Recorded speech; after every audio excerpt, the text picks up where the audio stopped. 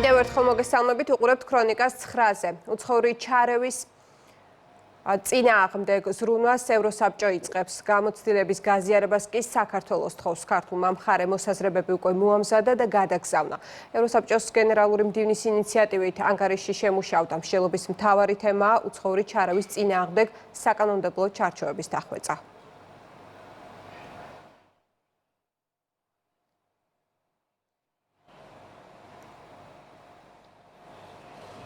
საქართველოს პრეზიდენტი მიხეილ ყავალაშვილი ზამთრის 25 ოლიმპიური თამაშების გახსნის ცერემონიას დაესწრება. მანამდე კი ოლიმპიური თამაშების გახსნის ცერემონიაზე დამსწრე უცხო სახელმწიფოების მეთაურების პატივსაცემად იტალიის პრეზიდენტის სახელით გამართულ ვახშამს დაესწრება. დღეს პრეზიდენტი მეუღლესთან და თანხმლებ დელეგაციასთან ერთად ფიგურული ციგურაობის გუნდურ შეჯიბრებაზე საქართველოს წარმომადგენლებს უგულშემატკივრებს. საქართველოს პრეზიდენტი დაესწრება ჩვენი სპორტსმენების ასპარეზობას, ასევე იგი მიწვეულია იტალიის პრეზიდენტის მიერ დაგეგმილ მიღებაზე. დღის ბოლოს საქართველოს პრეზიდენტი დაესწრება ოლიმპიადის ოფიციალურ გახსნას. მისი აქ ვიზიტი მნიშვნელოვანია ჩვენი სპორტსმენების მხარდაჭერისათვის და ჩვენი ქვეყნის წარმოჩენისათვის. კონსტიტუციური ორგანოების არაღიარების მოწოდება სისხლის სამართლის წესით დასჯადი გახდება. პარლამენტი ინიციატივას მეორე მოსმენით განიხილავს და დაზუსტება ნორმატიული ფორმულირებები. სახელმწიფო გუნდში განმარტავენ, რომ ინიციატივა ბოლოდროინდელმა მოვლენებმა განაპირობა. მას რომელსაც აქვს სურვილი რომ გახვრიჩოს ქართველი ერი და გაავრცელოს ინფორმაცია და გაავრცელოს მოწოდებები რომ არსებობს სახელმწიფო ორგანოები და არსებობს პარალელური სამყარო პარალელური მთავრობისა და თავდაობის პირების სახით და ამავდროულად მოუწოდებს ადამიანების დეჰუმანიზაციისაგან იმ მოქმედებისაგან რომელზეც უარი ევროპაში უკვე ითქვა 45 წლის შემდეგ ჩვენს ქვეყანაშიც გამოიწვევს აღნიშნული საკითხი პასუხისმგებლობას. ბევრი პრაქტიკა არის სხვადასხვა ქვეყნებში როგორც საფრანგეთში ასევე გერმანიაში სწორედ ახლახან მოხდა გერმანიაში აღნიშნული ფაქტი ერთ-ერთი პარტია იქნა აკრძალული სწორედ იმისთვის რომ მათ არ აღიარებდნენ კონსტიტუციურ ორგანოებს მოუწოდებდნენ ხალხს რომ საბოტაჟი მოეწყოთ არალეგიტიმურად აღიარებინათ ხელისუფლება და ხალხიც სწორედ ამისთვის უნდა აემხედრებინათ. ამიტომ ჩვენ არ დაუშვათ აღნიშნული პრეცედენტები, რა თქმა უნდა მნიშვნელოვანი იქნება სწორედ კანონმდებლობის შემუშავება. ამერიკის შეერთებული შტატების წარმომადგენელთა პალატის იურიდიული კომიტეტის მიერ გამოქვეყნებული შუალედური ანგარიში პოლიტიკური შეფასებების საგანია. მართლგუნდში აღნიშნავენ, რომ საქართველოს ხელისუფლება წლები ამის შესახებ საჯაროდ აცხადებს კერძოდ. ანგარიშის ერთ-ერთ თავში ნათქვამია, რომ ევროკომისია რეგულარულად ერევა ევროკავშირის წევრი ქვეყნების ეროვნულ არჩევნებში. სახელმწიფო გუნდში მიაჩნიათ, რომ ამერიკის შეერთებული შტატების წარმომადგენელთა პალატის მიერ გამოქვეყნებულმა ანგარიშმა ევრობიუროკრატების დეზინფორმაციული კამპანია და ცილისმწამებლური შეხედულებები დასაბუთებულად ამხილა.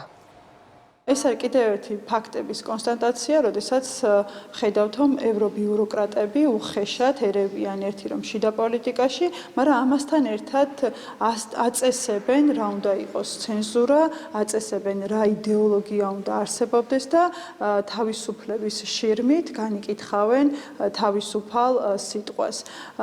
სწორედ ეს არის ის, რაც პირველ რიგში ეწინააღმდეგება ამ გაერთიანების მთავარ არსს და რომლითაც პირველ რიგში სწორედ ის ბიუროკრატები ზიანს აყენებენ ევროკავშირს. დასავლეთის დემოკრატიული სიყალბე ვაშინგტონმა აღიარა, ამაზე ჩვენ საუბრობდით დიდი ხნის წინ, რაზეც საკმაოდ დიდი შემოტევა მივიღეთ და თავად დასავლეთიდან, მაგრამ ეხლა სწორედ იქიდან ხდება ამის მხილება, საიდანაც ეს საფრთხეები მოედინებოდა. დღეს უკვე ამერიკის შეერთებული შტატების სამიზნე გახდა ევროკავშირში სიტყვის თავისუფლების ეს ფორმა.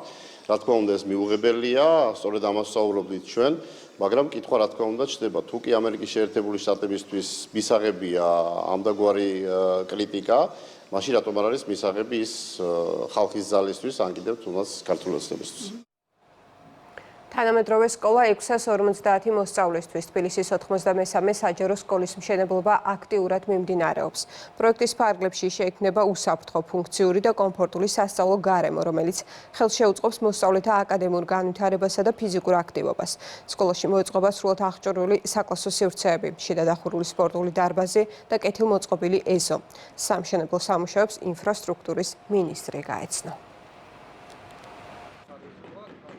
აქტიურად მიმდინარეობს სამშენებლო სამუშაოები და ჩვენ ძალიან დიდი იმედი გვაქვს, რომ უკვე მომავალ წელს ბავშვები შეძლებენ ახალ სკოლაში სწავლის გაგრძელებას. ინფრასტრუქტურის სამინისტრო, განათლების სამინისტროსთან ერთად აქტიურად მუშაობს იმის თაობაზე, რომ რაც შეიძლება მალე გადაწყდეს ყველა პრობლემა და აქტიურად დაიწყოს სამშენებლო სამუშაოები იმ ობიექტებზე, სადაც ჯერ კიდევ არ დაწყებულა. აღნიშნული სკოლა ჩვენ გადმოგვეცა განათლების სამინისტროს შვილობილი ესიდას ბალანსიდან მიმდინარეობს გეგმიურად, ველოდებით რომ 2027 წლისთვის დასრულდეს. სამუშაოები აქტიურ რეჟიმში მიმდინარეობს, მიუხედავად იმისა, რომ გვაქვს ქალაქში და ჩვენს რაიონშიც მსგავს გამოწვევები სკოლის მშენებლობებთან დაკავშირებით, დღევანდელი ხელისუფლების გუნდი ყველაფერს გააკეთებს იმისთვის, რომ ესეთი პრობლემები უახლოეს მომავალში იქნეს გადაწყვეტილი.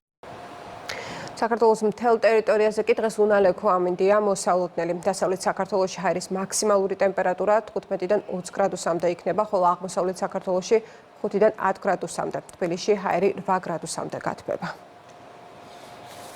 დღეისთვის საქართველოს ტერიტორიაზე მთლიანად მოსალოდნელია უნალექო ამინდი. რაც შეეხება ჰაერის მაქსიმალურ ტემპერატურას, დღეისთვის დასავლეთ საქართველოში 15-20 გრადუსი, ხოლო აღმოსავლეთ საქართველოში 5-10 გრადუსია მოსალოდნელი. ხვალისთვის როგორც დასავლეთ ისე აღმოსავლეთ ზოგიერთ რაიონში მოსალოდნელია წვიმა, მაღალმთაში თოვლი. რაც შეეხება ჩვენს დედაქალაქს, დღეს და ხვალ თითქმის უნალექო ამინდი გვაქვს, ქარი სუსტი გვექნება, ტემპერატურა 8 გრადუსამდე, ხვალ ზეგ ტემპერატურა მოიმატებს 13-14 გრადუსის ფარგლებში.